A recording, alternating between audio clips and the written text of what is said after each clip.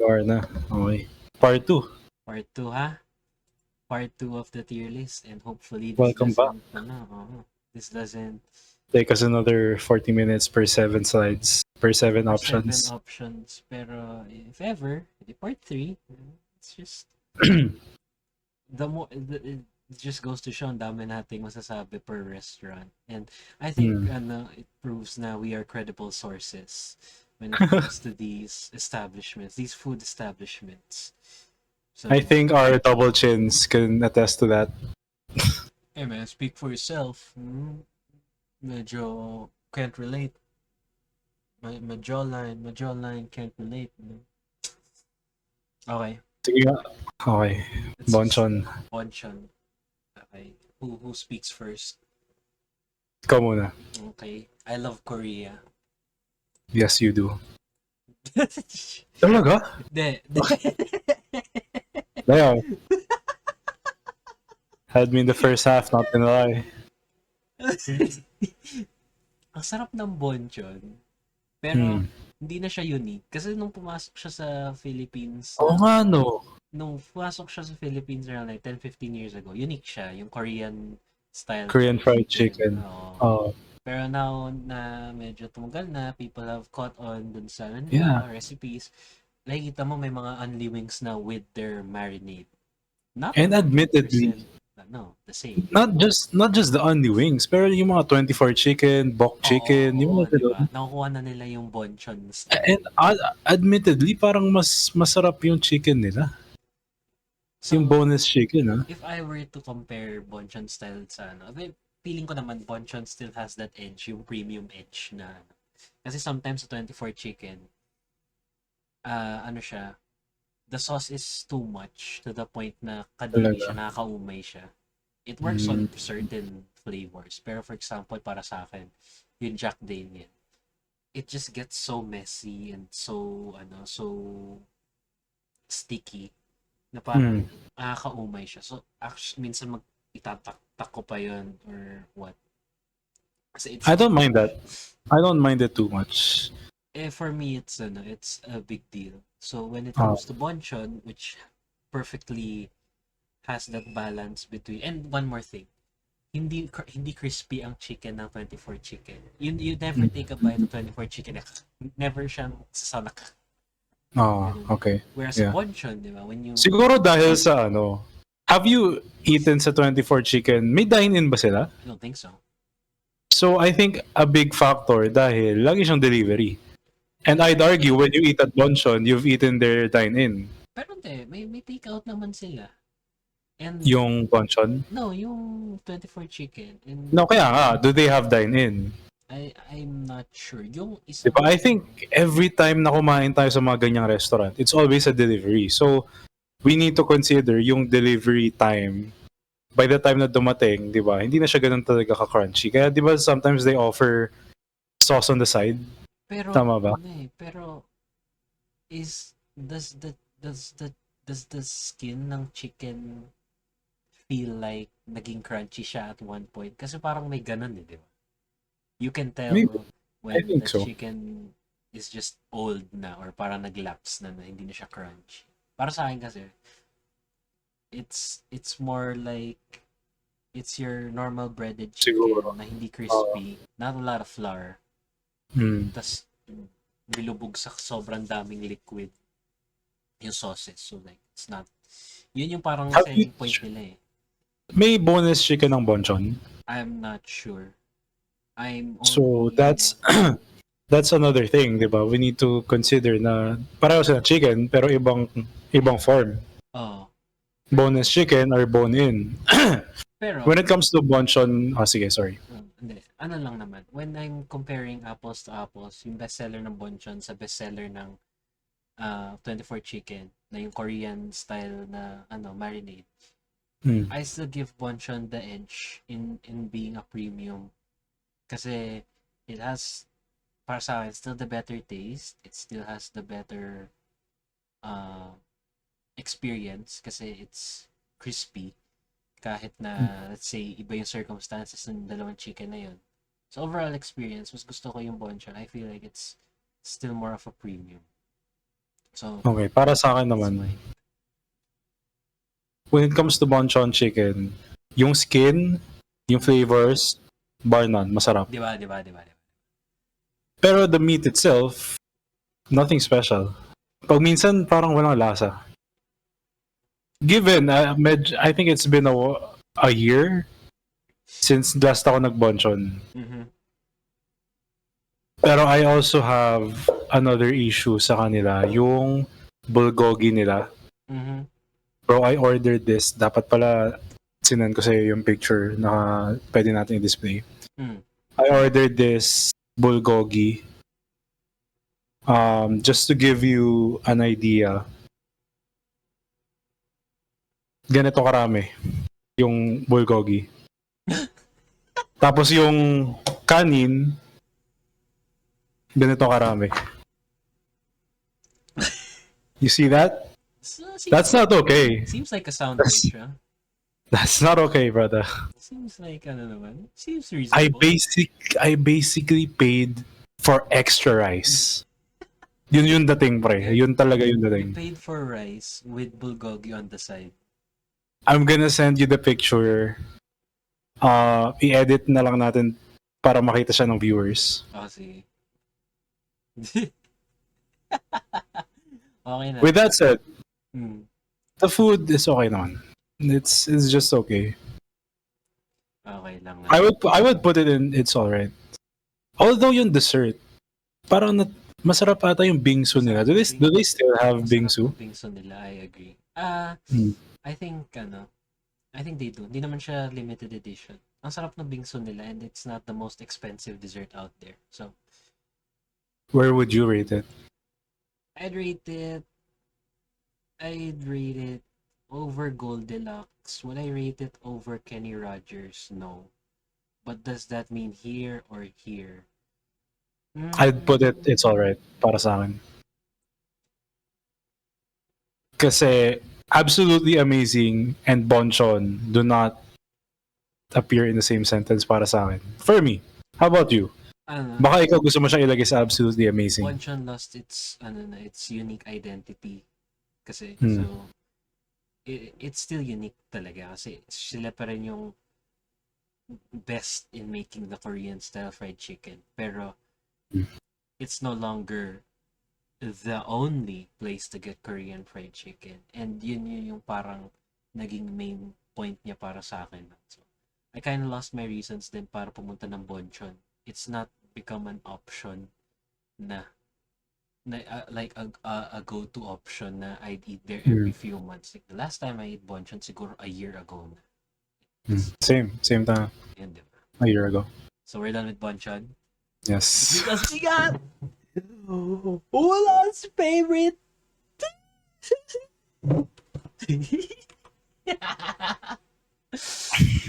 Feeling ko nagkaroon na ng identity ako as the KFC hater. Hinga.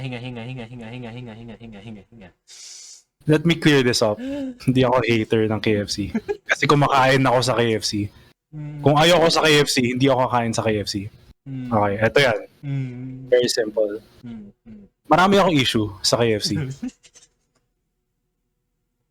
In terms of taste, walang lasa ang manok ng KFC. Yung skin, given na yan, may lasa talaga ang chicken skin. Pero yung manok niya itself, walang lasa. Yung meat, walang lasa. Plus points sa gravy. Pero you gotta ask yourself, maybe that's why may only gravy to mask the walang lasa ng manok. Second of all, yung serving size. I sent you a picture, Elric. Please flash it. Para kayo na lang ako humusga, please. I'm not sure if pero And just so you know, okay, kaya ako nag-KFC dito. Sabi ko, you know what? Yung mga kaibigan ko, they like KFC. Sabi nila sa akin, I'm dead wrong about KFC. So I'm gonna give it a shot, di ba? Why not? Let me try it. And then they serve me this. They serve you what? They serve me this. This. Can you I can you can't, pop it? hindi ko mahanap sa Kung Sa mahanap mo. Discord. It's on Discord. It's on Discord? Yeah, I sent it to you kanina. Wait. Nasa natin? Nasa server natin. Do you want? Pin-repair mo ba yung material? Yeah, it's a link para HD. Para walang takas. Para full transparency. Full transparency. HD na picture. Hindi ko siya sinend sa Messenger. Wait, what? Ay, okay. Just copy-paste it sa browser mo. Hindi. I think this is the best way to go about things talaga for now. Pero, okay. This is what Uno means by food portion. Nakikita niyo naman yung kamay niya. Kaya niya hawakan yung buong chicken and rice. And mind you. Bro, mas malaki yung kanin. Or same size sila nung kanin. Mind you, Uno's hands aren't the biggest hands, okay? Ako rin, I have like average hands. Bro, Pero, mas maliit pa yung kamay ko sa kamay ni Jumaira. Mas maliit pa yung kamay ni Uno sa kamay ko. And yet, his hands look like Kawhi Leonard. Uno sa... Ganun kalala yung portions. Fortunately, meron pa akong isang issue sa KFC. Yeah, go. Yung cleanliness ng ilang branches nila. Mm-hmm. Okay, so I first heard about this news sa TikTok. May mga nagpo-post sa TikTok ng branch ng KFC na sobrang dumi. Parang walang naglilinis, di ba? And I don't know if it's kung saan nangyari yung pagkukulang, di ba? I don't wanna bash. Pero I'm just saying, based sa experience ko, I've been to... Kasi si Jumaira mahilig siya sa KFC. So there was this one time na naghahanap kami ng makakainan and sabi namin, okay, let's try KFC. Pagkapasok namin, lumabas kami. Agad. Ganun siya kadumi. Sometimes nga may parang amoy pagpasok mo sa KFC. Parang amoy na natuyong tubig sa sahig. Parang ganun. Parang lumang tubig. I don't know how to explain it. It smells like mop water. And syempre, it's easy to hate. Pero come on, if it's come to a point na ganun kadumi yung restaurant, di ba? Like, may problema. Let's put it at that. May problem doon sa cleanliness ng restaurant. With that said, may mga merit naman ng KFC. Admittedly, para sa akin. Okay. Ang go-to order ko doon minsan is yung Zinger. Okay. Kasi mahilig ako sa chicken burger and it's okay para sa akin. I would eat that. I would order that. Yung fries din nila ay top tier para sa akin. Ang fries ng KFC feeling ko mas masarap sa fries ng McDo. I think it's Jollibee fries then KFC fries para sa akin. Jollibee fries then KFC fries. Yeah. With that said, yung selling point ng KFC, which is chicken, fried chicken, wala siyang lasa para sa akin. And, that's your selling point. You gotta improve that, syempre, di ba? So, para sa akin, I would put it sa last option. I wouldn't put it sa never. Kasi, like I said, I still eat sa KFC. I just hope na baguhin nila yung mga shortcomings nila. How about you? Sorry, I've been talking so much. How about you? Okay. Kasi, sobrang night and day yung differences natin sa experience sa KFC. To the point na Good for you. Good for you. I'd argue na ilalagay ko ang KFC dito. Kasi kumakain din kami dun ni Jack. And meron kami in order na super loaded meals. I'm not sure if that's the actual name. Parang alam mo kung ano yung fully loaded. Alam mo kung yung picture na yan? Fully loaded yan, pre. Fully Hindi loaded lang yun. napakita sa picture. Oo. Okay, doesn't look anywhere near the definition of loaded, pero so I'd order for again, yung parang sweet spot ko kasi for a meal is like around 200, less than 300. So it's like 230 pesos. You get one piece chicken, you get your rice, you get gravy, you get mushroom soup, and you get a Mushroom famous soup. bowl. So ang dami talaga. I can Mm. confidently say na nabubusog ako. In Mm. terms of the chicken size, it's not the best. Lalo na with Jollibee and McDo recently. Gumanda Oo, yung yung dinosaur ng McDo ngayon. gumanda yung size ng chicken nila. I don't know what they've been feeding the chickens sa mga farms nila, pero lumaki, and KFC suffers because of that. So, ganun. Siguro now that I think about it, na dahil doon, nabubusog nga ako, pero saan ako nabubusog? Hindi sa chicken, nabubusog ako sa kanin, nabubusog ako sa soup, nabubusog Oh, ako kasi sa marami siyang carbs na Oo, kasama. nabubusog ako dun sa mashed potato and sa corn ng famous bowl. Pero when you Oh, think about the protein, the hot shots, and the which is chicken supposed to be the itself, main event, the oo, main attraction, di ba? it's kinda lackluster in that sense. Then again, Mm. busog pa rin ako. Okay? Pero it's not the good type of busog na I feel like I ate food. Kasi ganun eh, parang if you only eat rice, parang Mm. nandun yung feeling na I only ate carbs. I Mm. don't feel like Satisfied. I don't feel any nutrients in my body. All I ate was whole grain rice. Ganun lang. Would you put it sa It's Alright? They're absolutely amazing. I would not pa rin put it sa last option kasi its merits for me are uh, they contradict some of your complaints, which is nga Mm. Yeah. yung So they serving or cancel out. yung ano, oh.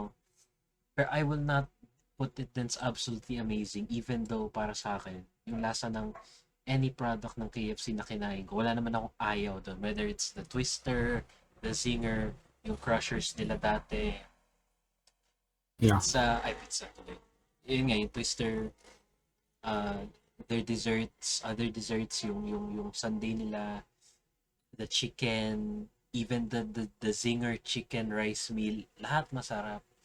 It's So just, dito natin pagbabasihan kung saan tayo kakain when we meet next. panigurado. Yun yung mga KFC, yung itatry natin ngayon. This is the most generous I'd put it. Kasi, It's Alright. actually, I'd put it, I'll put this above Bonchon if I did not take any consideration sa comments mo. Pero since, syempre, di ba, I cannot represent the whole KFC customer experience. Malay mo, swerte lang ako. That's why, important din yung input mo on this matter. Kasi, at least now we have a better idea on how KFC feels for two people. So, with that being said, it goes down. I can't say, actually, it goes here. Yeah, still It goes better than there. Jerry's kasi never naman ako nahilo sa KFC. Pero yeah, I'd still put it last option para sa akin. Last option in the sense na if there's a bonchon, dun na lang ako pupunta. hindi. Yeah. If there's a Bonchon and a KFC, I'd go KFC. KFC. If there even at sometimes if there's Kenny Rogers and KFC, I'd go KFC. Pero kasi again, due to your comments, it Okay. gives me the naman to put it down. Keep it at the middle. Feeling ko naman ito yung middle between our opinions sa KFC. So does that sound does that sound Sabagay, if you're going to ask me kung Goldilocks or KFC, KFC pa rin, di ba? KFC, like, in terms of meal, As much as it pains you. as much as it pains me. And like I said, di ba, hindi naman ako, I still eat there. Sobrang dami lang talagang negative na nangyari sa experiences ko for me to want to put it below yung KFC. Okay. So we're good na with KFC. Yes. Ay. Up next. I think this is for you. This is meant for you. Okay, shut up. Chowking. Barnan. Oh my god, bang for your peso. It is the best. Hindi, joke lang. I will not put it sa Would Eat Daily for a couple reasons. Pero it's one of the best places to go para sa akin. True.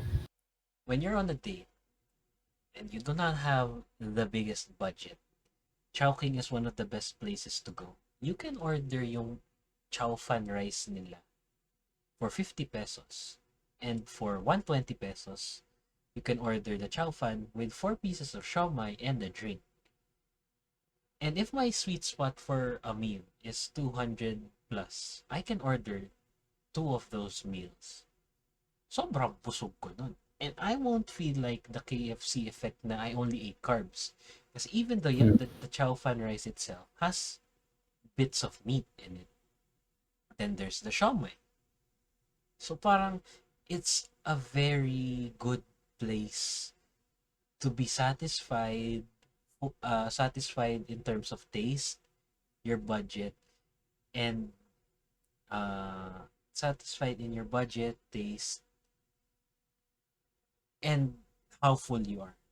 Busog ako every time I go to Chowking, and I don't feel like it's a big hole in my wallet.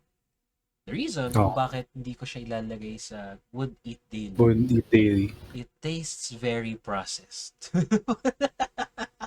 I don't know. Syempre fast food. I can't say KFC doesn't taste processed. Can't say Jollibee doesn't taste processed. But the way Chowking tastes, and I'm guessing it's because of MSG, a very heavy staple amongst Chinese food, diba? Chinese food. It has that umami flavor, yung sobrang alat. Na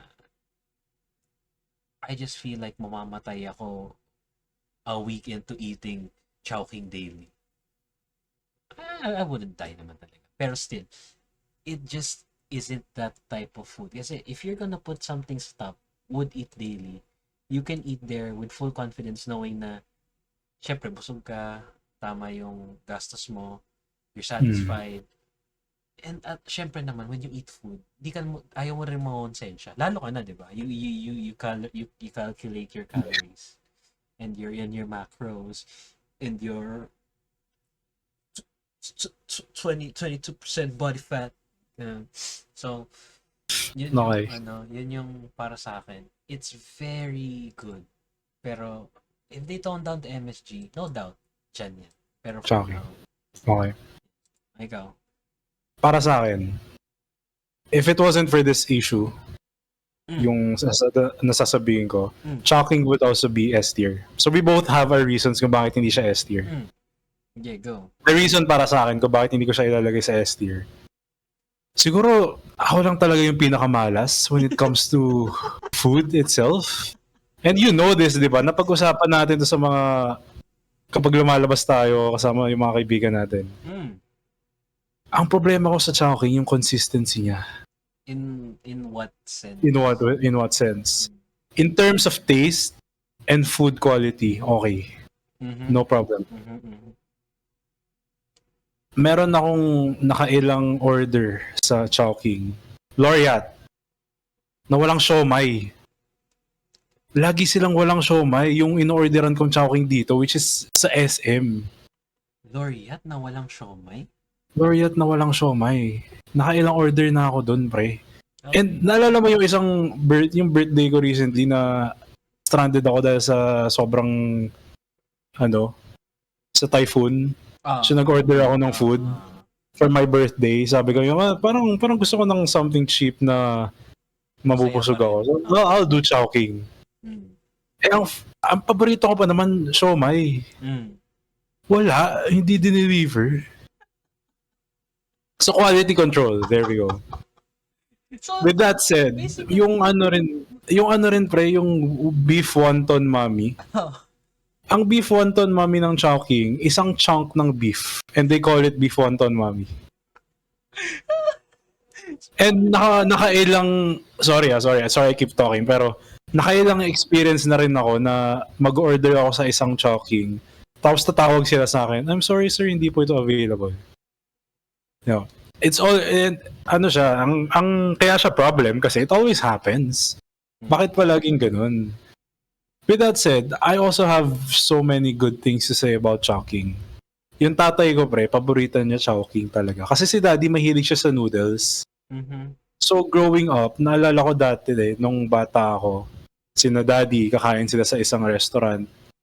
Ako Jollibee. Mm. So mag-Jollibee muna kami.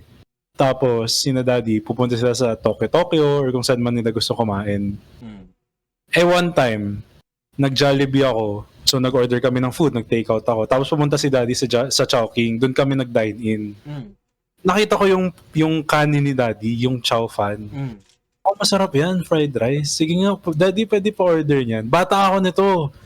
Siguro 3 to 5 years old ako. Ganong age range ako nun. Mm. Siguro 4 to 5. Di pa naman siguro ako nag-Jollibee nung 3 years old ako. Masyado naman yun. Anyway, so nag-order ako and sobrang tagal nung kanin. And alam mo, pre, yung tatay ko, knowing him, he's not going to cancel an order dahil matagal Mm. yung order. So the fact na kinancel niya na lang, it goes to show kung gaano katagal yung ano. Service nila. Oh, pero with that said, it's just a memory. It's still a happy memory para sa akin kasi naka-associate siya sa dad ko and how much he loves Chowking. So with that said, dahil sa quality control ng Chowking, it would also be absolutely amazing para sa akin. Kasi masarap pa rin siya. Oh, At the end of the day, masarap siya. I also remember, minute ko kayo ni Lian after may JT, di ba? Kumain ako sa Chowking and wala naman problema in terms of the service, in terms of the, ano. True. So, parang, I'm not saying na, your situation is, a once in a, pero, di ba? Parang, Siyempre ako lang talaga malas sa pagkain. yun yung usual experience ko sa Chowking. It's not the cleanest restaurant, it's not the, pero, the food, you get what you pay for. Food is good. Yeah, the food is good. So, okay tayo dito sa Yeah. position. I'm okay with that. Okay. What about Mackie D's? Bro, McDonald's. Ang problematic nito para sa akin. Talaga? Sige, please go.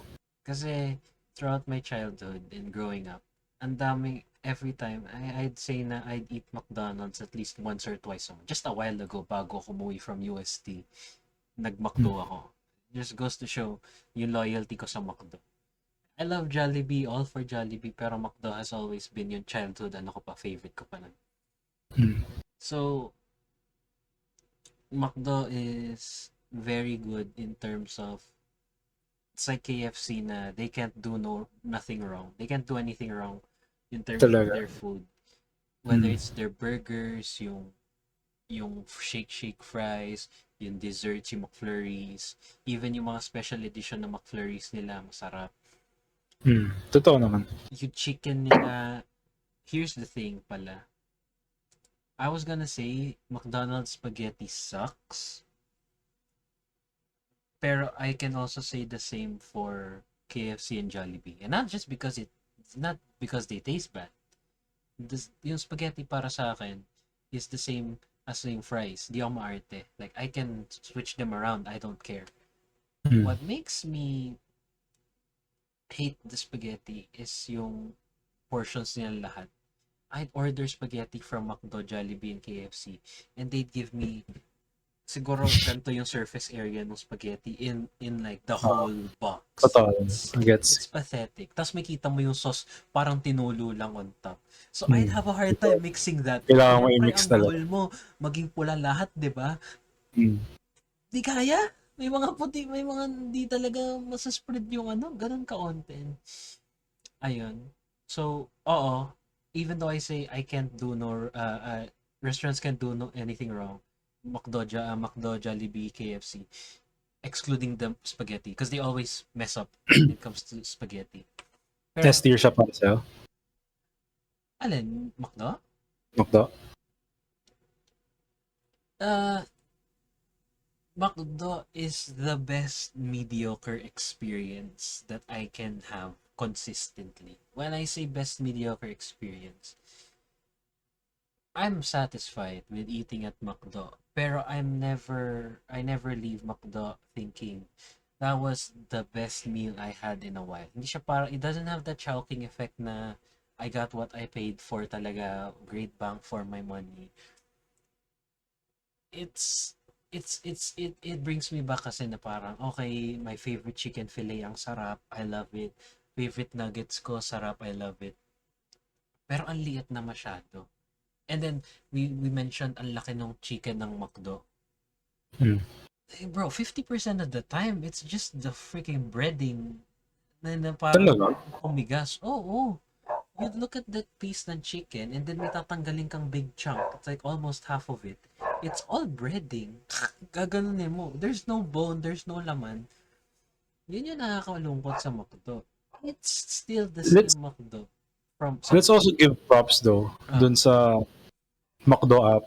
Kasi maraming, di ba, ikaw yung palaging may alam dyan sa McDo app eh. That's the only thing that's keeping McDo from going any lower than where I'm gonna put it. Kasi I'm Talaga. gonna put it around here. Like below Chowking, above Dunkin'. The only reason why I don't... the reason why kahit na mas common ako punta sa McDo kaysa sa Chowking, pero I still rate it lower than Chowking is, McDo's more accessible, okay? Sa 4 na streets surrounding UST, 3 of those have McDo. So, it's hard to not go to McDo more often than Chowking. Pero nga, the satisfaction kasi, mas masasatisfy ako sa Chowking than McDo. Even though McDo really brings me back.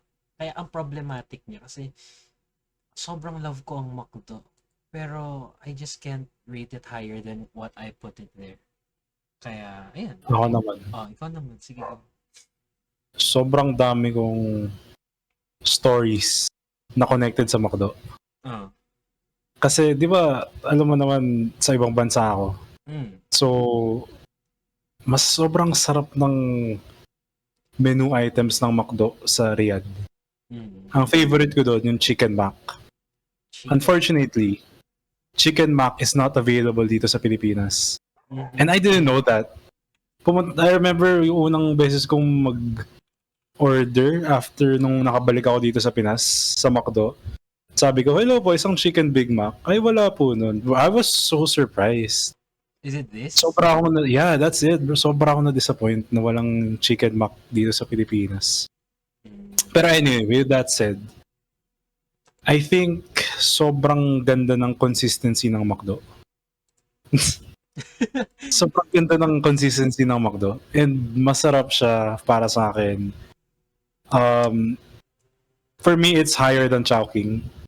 Siguro dahil mas maganda yung experience ko palagi sa McDo kumpara sa Chowking. Pero does it reach here para sa'yo? Or does it stay only at the top of absolutely amazing? It reaches there sa taas para sa akin. It reaches sa taas. Yeah, that's for me. Where does it stand sa tatlong to?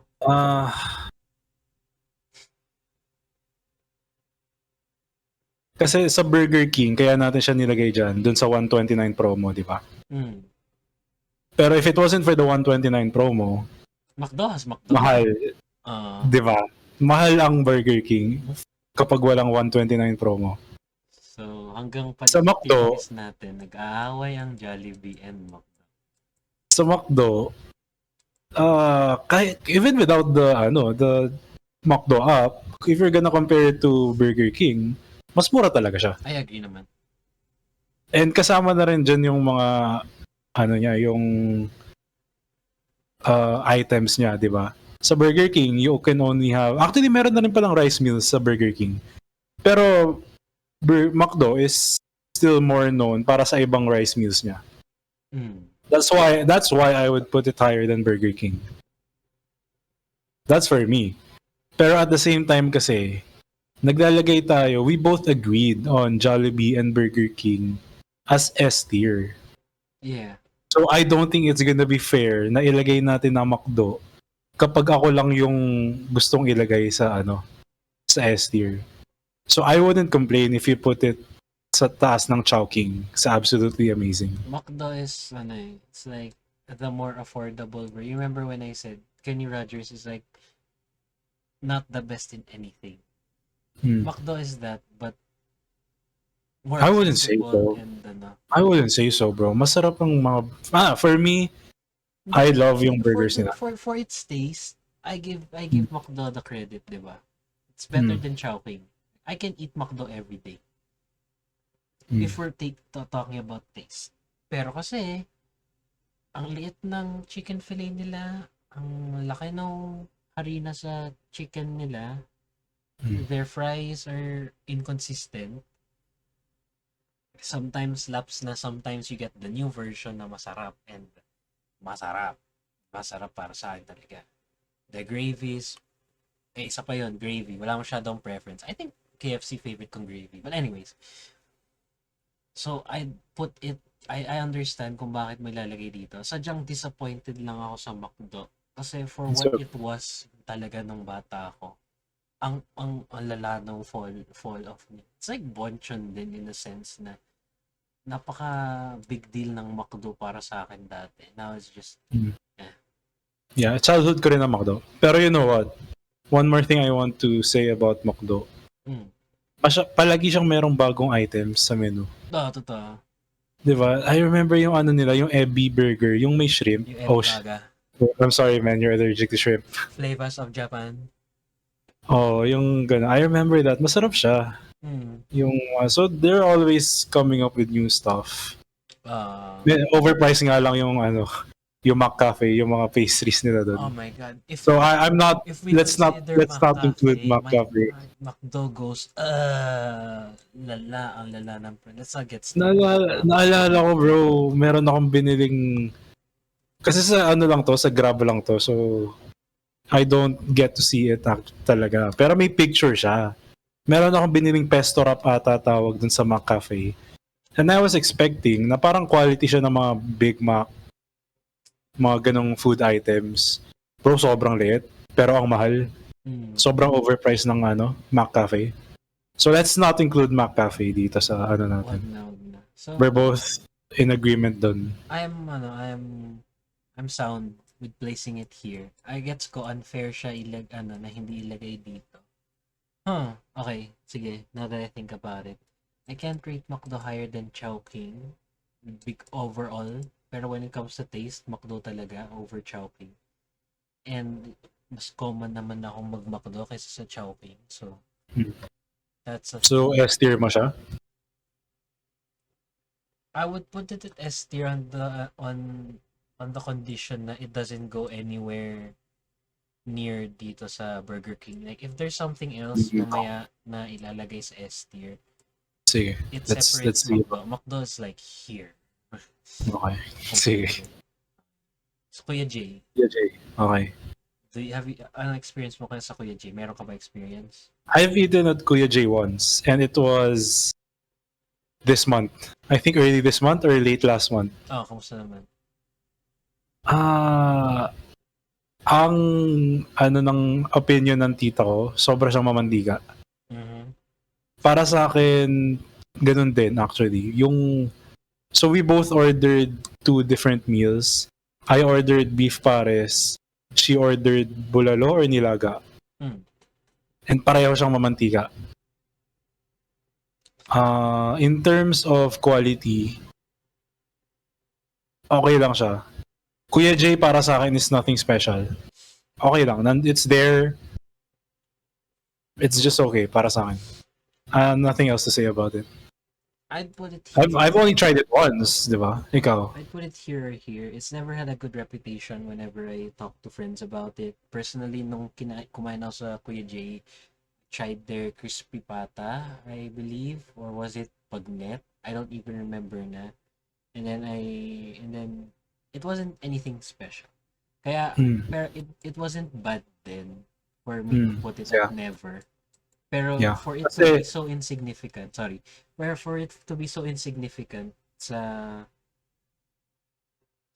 usapan or sa options when considering a place to eat, I'd put Kuya J at never. Talaga? Never? I'd put it at last option. Kasi even though there's nothing special about it, we put Greenwich sa never kasi hindi talaga tayo kakain dun. Pero like we said, Sa bagay, there's nothing special about Kuya Kuya J. J is still an option naman. It's still an option, no? It's the last option kasi there's nothing special, pero it's not the worst, di ba? Based sa experience mo sa Greenwich, it's so bad, you're not gonna eat there again.